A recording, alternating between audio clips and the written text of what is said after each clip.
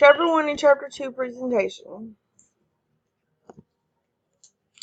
Discuss the relationship between curriculum and instruction during the curriculum revision process. What activities need to occur to align the relationship. Curriculum is common among the teachers. It's clear, intelligible standards aligned with appropriate assessments, and they use PLCs as opportunities to meet, to plan units, and plan the assessments. Instruction is where you use effective strategies to teach the curriculum. Some activities are learn and do. This is where teachers attend professional development and then do what they've learned in the classroom. Also, teachers need to develop leadership structure in the school district, and then there needs to be a check for achievement twice a year.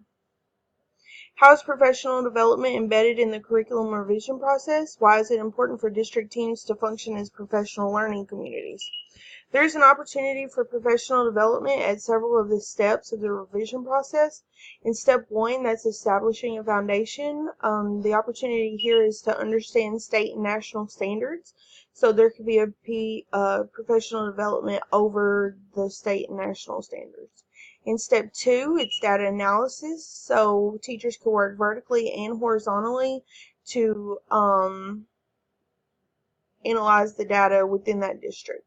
In step 3, that's for assessments. The opportunity here is to help teachers identify how well students understand big ideas.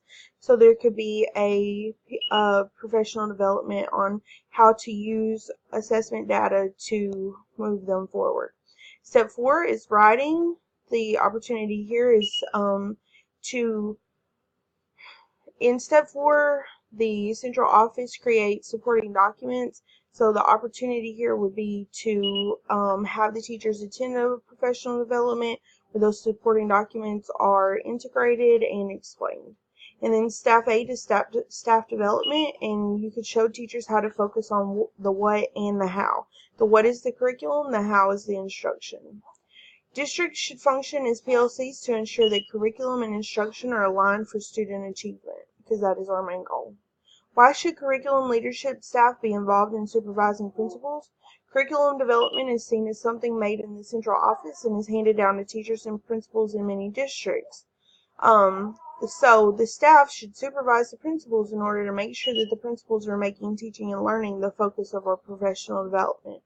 And then also they should be in the constant contact with the principal, in charge of principal meetings, and play a role in principal evaluation. All of these things will help the principal be able to focus on teaching and learning along with all of their other goals that they have to accomplish each day. The question says, we suggest that central office administrators play 3 roles in relation to curriculum development: visionary, gatekeeper, and change agent. Which role do you feel is most crucial and why? So the visionary role is where and how to lead curriculum teams and the understanding of teaching and learning issues. The gatekeeper ensures any program implemented aligns with the teaching and learning goals for that content area and avoid quick fix programs. And then the change agent identifies and determines how to make the improvements. So in my opinion, the most crucial is the gatekeeper, because the gatekeeper can reduce the amount of change for the teachers, and they align the curriculum. Often there are people that come into the school that want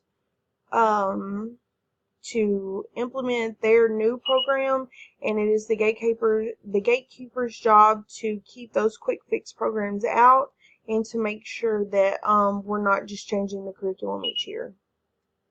How are blueprint processes aligned? Describe how alignment might look in a school or district. These 4 concepts are essential for alignment.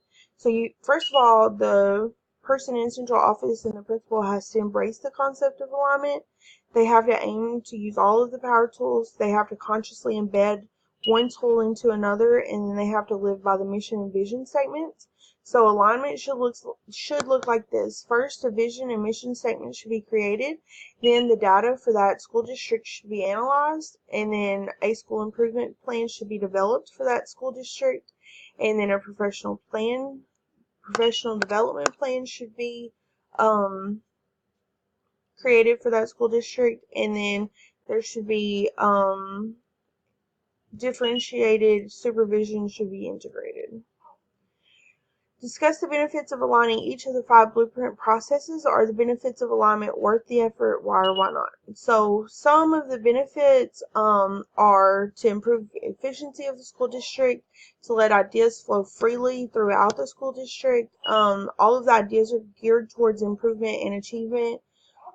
There's a sense of focus among the teachers and staff, and then there's a sense of urgency as well.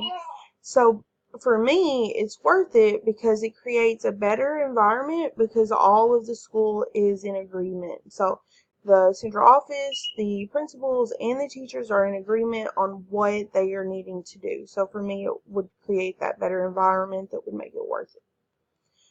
This chapter discusses 3 types of vision. What type of vision exists in your school or district?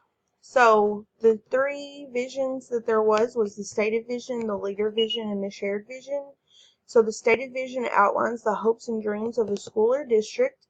The leader vision is what the leader envisions that the school will become, and then the shared vision reflects the hopes and dreams and includes the leader vision. For my school district, we have a stated vision. Each morning, the students are required to recite this vision and their goals for the day, and that's just for them. That's not what the principal wants them. Like, our vision doesn't have what the principal wants them to have. What does it mean to focus, follow up, and finish? Of the 3, which is most challenging and why? So first of all, there's 4 steps to focusing. You must equip the teachers and staff with the knowledge for aligning school improvement processes. You must combine professional development with clear expectations.